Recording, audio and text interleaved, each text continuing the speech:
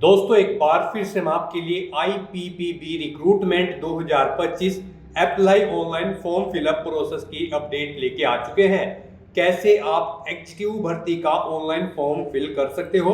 Online आवेदन करते समय आपको कोई भी गलती या फिर मिस्टेक नहीं करनी होगी, नहीं तो आपके एप्लीकेशन फॉर्म रिजेक्ट हो सकते हैं। और आवेदन करते समय आपको कुछ महत्वपूर्ण बातों का भी ध्यान रखना होगा, तभी आपके एप्लीकेशन फॉर्म सक्सेसफुली सबमिट हो पाएंगे। और आवेदन करते समय आपको फोटोग्राफ, सिग्नेचर डॉक्यूमेंट्स कैसे और कितने केबी में अपलोड करने होंगे, कैसे आप अपनी क्वालिफिकेशन डिटेल दे सकते हो और कैसे आप फीस पेमेंट करते हुए ऑनलाइन आवेदन कर सकते हो। कंप्लीट जानकारी आपको स्टेप बाय स्टेप इस वीडियो में दिखाई जाएगी, तो आपको ये वीडियो शुरू से लेके एंड तक बिना स्किप किए हुए देखना होगा। इस वीडियो को कंप्लीटली देखने पर ही आपके सभी सवाल और डाउट क्लियर होंगे। तो चलिए दोस्तों बिना कोई वक्त गवाए शुरू करते हैं IPPB recruitment 2025 apply online form fill up की पूरी जानकारी। फॉर्म भरने से पहले आपको हमारी वेबसाइट IND सरकारी नौकरी के इस पेज पर विजिट करना होगा, जिसका लिंक आपको नीचे description plus first comment box में मिल जाएगा। और हमारे इस पेज पर विजिट करके आप यहां से IPPB का ऑनलाइन फॉर्म फिल कर सकते हो।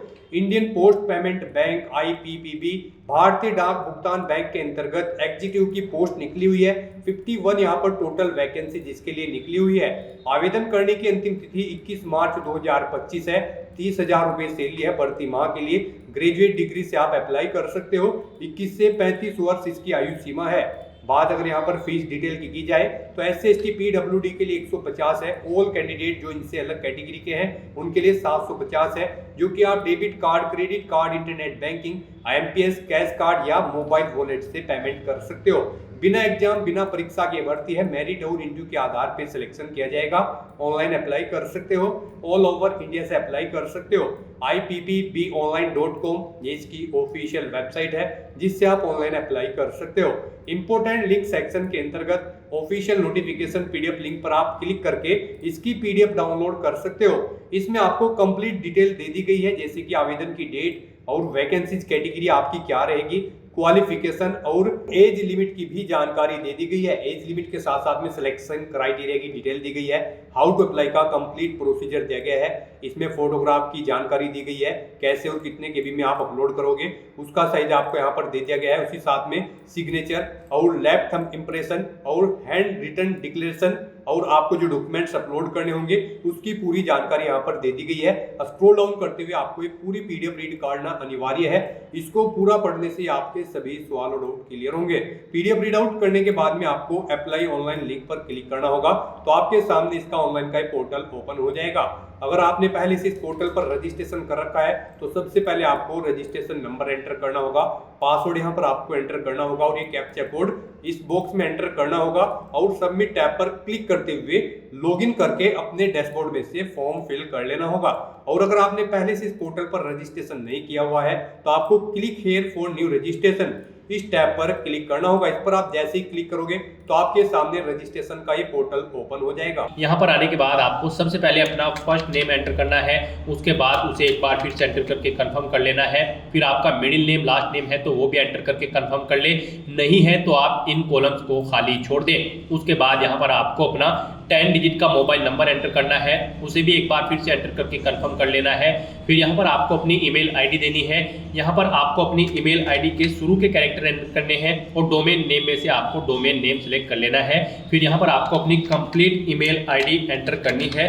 उसके बाद यहाँ पर आपको ये कैप्चा कोड एंटर करना है और फिर आपको यहाँ पर सेव एंड नेक्स्ट ऑप्शन पर क्लिक कर देना है। नेक्स्ट आपके सामने कुछ इस तरह से इंटरफेस शो होगा। यहाँ पर आपका रजिस्ट्रेशन हो चुका है। आपको एक रजिस्ट्रेशन नंबर और पासवर्ड प्रोवाइड करा दिया गया है। ये रजिस्ट्रेशन नंबर और पासवर्ड आपके रजिस्टर्ड मोबाइल नंबर और ईमेल आईडी पर भी सबमिट किए गए हैं। आपको इन्हें केयरफुली नोट डाउन करके रख लेना है फ्यूचर यूज के लिए। और यहाँ पर अब आपको अपना फोटो और सिग्नेचर अपलोड करने हैं। उसके लिए आपको गाइडलाइन दी गई है, guideline for scanning the photograph and signature. आप इस लिंक पर क्लिक करें, ये PDF ओपन होगी। यहाँ से आप गाइडलाइन चेकआउट कर सकते हो। आपका फोटो यहाँ पर 4.5 सेंटीमीटर इंटू 3.5 सेंटीमीटर में होना चाहिए और यहाँ पर 20 KB से 50 KB के बीच में आपका फोटो होना चाहिए। और सिग्नेचर की अगर बात करें तो सिग्नेचर यहाँ पर आपके 10 से 20 KB के बीच में होने चाहिए। डायमेंशन उनकी 140 इंटू 60 पिक्सल होनी चाहिए और आपके ये डॉक्यूमेंट JPG या फिर JPEG फॉर्मेट में होने चाहिए। तो यहाँ पर आपको चूज फाइल बटन पर पर क्लिक करना है, फाइल को सिलेक्ट करना है अपने फोटो को और फिर यहाँ पर आपको उसे अपलोड कर देना है। और इसके साथ साथ ही आपको यहाँ पर अपना लाइव फोटो भी कैप्चर करना है। आप अपने कंप्यूटर से अपना फोटो कैप्चर कर सकते हैं या फिर मोबाइल फोन से अगर फॉर्म भर रहे हैं तो उससे भी आप अपना लाइव फोटो कैप्चर कर सकते हैं।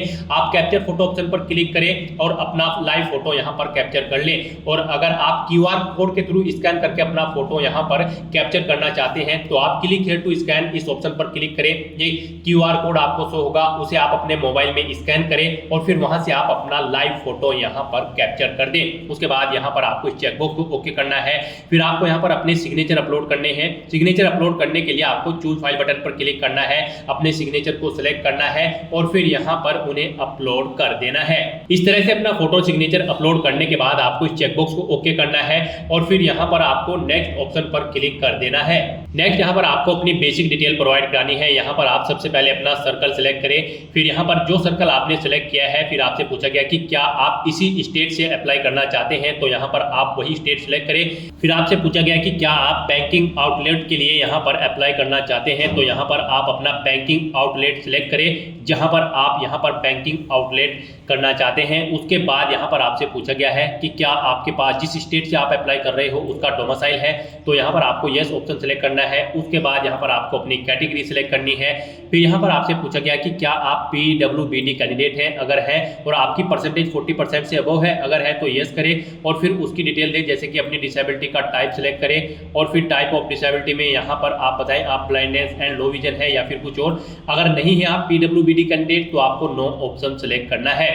उसके बाद यहाँ पर आपसे पूछा गया है, आपको इस पेज को नीचे स्क्रॉल डाउन करना है और यहाँ पर आपसे पूछा गया कि क्या आप person with specified disability cover करना चाहते हैं under the definition of section 2, अगर चाहते हैं तो यस करें, नहीं तो आप नो ऑप्शन सेलेक्ट कर लें। उसके बाद यहाँ पर आपको अपना रिलीजन सेलेक्ट करना है, आप किस रिलीजन से बिलोंग करते हैं। फिर आपसे पूछा गया कि क्या आप एक सर्विसमैन हैं, अगर हैं तो आप अपनी सर्विस का पीरियड यहाँ पर मंथ्स में दें, नहीं है तो आप नो ऑप्शन सेलेक्ट कर लें। उसके बाद आपसे पूछा गया कि क्या आप माइनॉरिटी कम्युनिटी से बिलोंग करते हैं, अगर करते हैं तो यस करें, नहीं तो नो ऑप्शन सेलेक्ट करें। आपको आपकी नेशनलिटी ऑटोमेटिकली फिर मिल जाएगी इंडियन। फिर आपको यहाँ पर अपना स्टेट सेलेक्ट करना है, जिस स्टेट से आप यहाँ पर बिलोंग करते हो।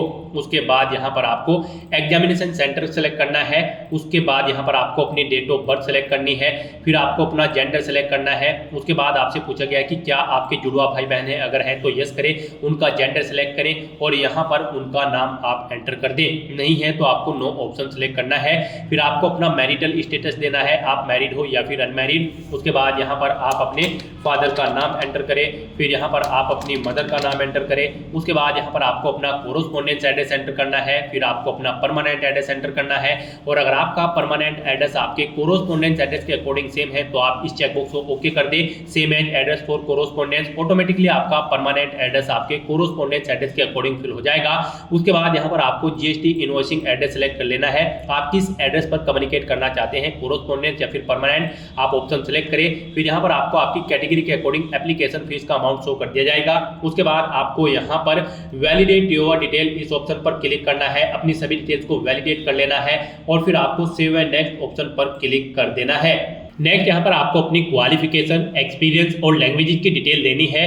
गाइस यहाँ पर IPPB की इस भर्ती में एग्जीक्यूटिव की पोस्ट पर अप्लाई करने के लिए आपके पास कोई ग्रेजुएट डिग्री होनी जरूरी है किसी रिलेवेंट डिसिप्लिन के अंतर्गत। तो यहाँ पर आपको अपनी ग्रेजुएशन की डिटेल देनी है। सबसे पहले आप बताएं आपने अपनी ग्रेजुएशन किस स्ट्रीम में पास आउट की है, आर्ट्स, कॉमर्स, साइंस, आप ऑप्शन सेलेक्ट करें। उसके बाद यहाँ पर आपने रेगुलर या फुल टाइम ऑप्शन सेलेक्ट करें। फिर यहाँ पर आप यूनिवर्सिटी या फिर इंस्टीट्यूट का नाम दें जिससे आपने अपनी ग्रेजुएशन पास आउट की है, कब पास आउट की है वो डे, मंथ और ईयर आप सेलेक्ट कर लें। उसके बाद यहाँ पर आपको कितने % मार्क्स आपने ऑब्टेन किए हैं वो देना है। उसके बाद यहाँ पर आपको बताना है आपकी फर्स्ट क्लास है, सेकंड है या फिर पास आउट है, आप ऑप्शन सेलेक्ट करें। नेक्स्ट यहाँ पर अगर आपने पोस्ट ग्रेजुएशन कर रखी है तो उसकी डिटेल भी आप सेम से ही प्रोवाइड कर सकते हैं। कोई प्रोफेशनल क्वालिफिकेशन या अदर कोई क्वालिफिकेशन है तो उसकी डिटेल दें, नहीं है तो आपकी यहाँ पर ग्रेजुएशन की डिटेल देना आपको मस्ट है, केवल ग्रेजुएशन की डिटेल आप दें। फिर यहाँ पर आपसे पूछा गया कि क्या आपको एक्सपीरियंस है, अगर एक्सपीरियंस है तो यहाँ पर आप डिटेल दें, नहीं है तो आप इस सेक्शन को खाली छोड़ दें। अगर आपको एक्सपीरियंस है और आप एक्सपीरियंस देना चाहते हैं तो यहाँ पर सबसे पहले आप अपना नाम दें, डेजिग्नेशन बताएं किस डेजिग्नेशन पर आप कार्यरत थे, कब से कब तक आपने कार्य किया है वो डे, मंथ, ईयर आप यहाँ पर सिलेक्ट करें। नेचर ऑफ ड्यूटी यहाँ पर दें, जॉब छोड़ चुके हो तो उसे छोड़ने का कारण दे।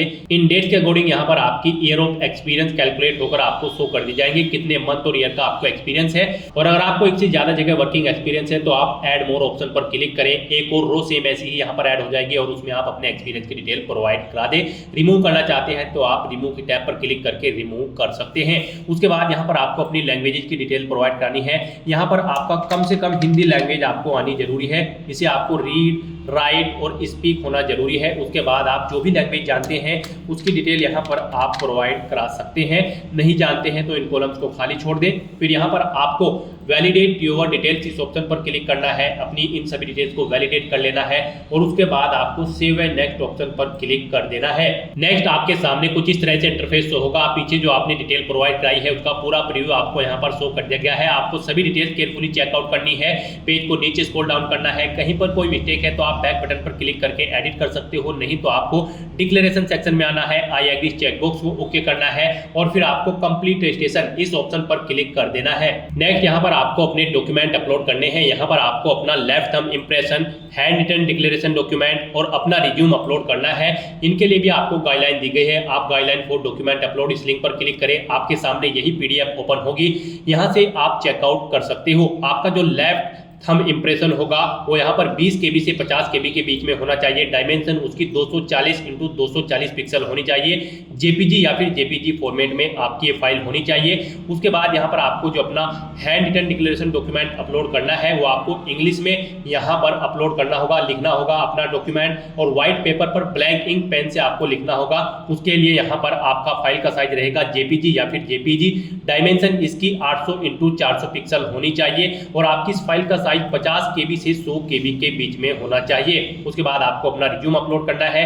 रिज्यूम भी आपका 20 KB से 500 KB के बीच में होना चाहिए और ये PDF फॉर्मेट में आपका रिज्यूम होना चाहिए। तो यहाँ पर आपको चूज फाइल बटन पर क्लिक करना है, फाइल को सिलेक्ट करना है और 1 बाय 1 करके यहाँ पर आपको अपने इन सभी डॉक्यूमेंट्स को अपलोड कर देना है। तो इस तरह से आपको अपने इन सभी डॉक्यूमेंट्स को यहाँ पर अपलोड कर देना है। प्रीव्यू के लिंक पर क्लिक करके आप उनका प्रीव्यू चेकआउट कर सकते हो। उसके बाद आपको ये सिक्योरिटी कोड यहाँ पर एंटर करना है और फिर गाइस यहाँ पर आपको सेव एंड नेक्स्ट ऑप्शन पर क्लिक कर देना है। नेक्स्ट आपके सामने कुछ इस तरह से इंटरफेस ओपन होगा। आप यहाँ पर एप्लीकेशन प्रिंट लिंक पर क्लिक करके अपने एप्लीकेशन फॉर्म का एक हार्ड कॉपी प्रिंट आउट ले सकते हो, फ्यूचर यूज के लिए, फ्यूचर रेफरेंस के लिए। और यहाँ पर गाइस जब आपको अपना फीस पेमेंट करना है, आपको आपकी कैटेगरी के अकॉर्डिंग यहाँ पर एप्लीकेशन फीस का अमाउंट शो कर दिया जाएगा। यहाँ पर अगर आप SC ST PWD कैंडिडेट हैं तो आपको मात्र 150 रुपये फीस के रूप में जमा कराने होंगे। बाकी सब कैंडिडेट को 750 रुपये फीस के रूप में जमा कराने होंगे, जो कि आप debit card, credit card, net banking, IMPS, cash card या फिर UPI के माध्यम से जमा करा सकते हो। तो यहाँ पर अब आपको ये सिक्योरिटी कोड एंटर करना है और फिर आपको सबमिट बटन पर क्लिक कर देना है। उसके बाद आपको फीस पेमेंट के इंटरफेस पर डायरेक्ट कर दिया जाएगा। आप debit card, credit card, net banking, wallet, cash card, QR code या फिर UPI के थ्रू अपना फीस पेमेंट कर सकते हो। UPI आपके लिए बेस्ट ऑप्शन रहेगा। आप UPI के ऑप्शन पर क्लिक करें, मेक पेमेंट ऑप्शन पर क्लिक करें, प्रोसीड विद पेमेंट ऑप्शन पर क्लिक करें। उसके बाद आपके सामने कुछ इस तरह से इंटरफेस ओपन होगा। आप अपनी UPI ID एंटर करके अपना फीस पेमेंट कर सकते हो। यहाँ पर आप अपनी UPI ID एंटर करें और मेक पेमेंट ऑप्शन पर क्लिक करके अपना फीस पेमेंट कर दें, या फिर आप यहाँ पर क्लिक हियर टू स्कैन इस ऑप्शन पर क्लिक करें। एक QR कोड आपको शो होगा, इसे अपने कंप्यूटर से, अपने UPI से आप स्कैन करें और अपना फीस पेमेंट कर दें। सक्सेसफुली फीस पेमेंट होने के बाद आपका एप्लीकेशन फॉर्म सबमिट हो जाएगा। उसके बाद आपको उसका एक हार्ड कॉपी प्रिंट आउट ले लेना है, फ्यूचर यूज के लिए, फ्यूचर रेफरेंस के लिए। तो दोस्तों ऐसे आप India post payment bank executive की इस पोस्ट के लिए अपना फॉर्म अप्लाई कर सकते हो बिना कोई मिस्टेक किए हुए। आज की इस वीडियो में बस इतना ही। आई होप ये वीडियो आपको पसंद आई होगी। अगर पसंद आई हो तो इसे लाइक और शेयर करें। चैनल पर नए हो तो इसे सब्सक्राइब कर लें। Thanks for watching.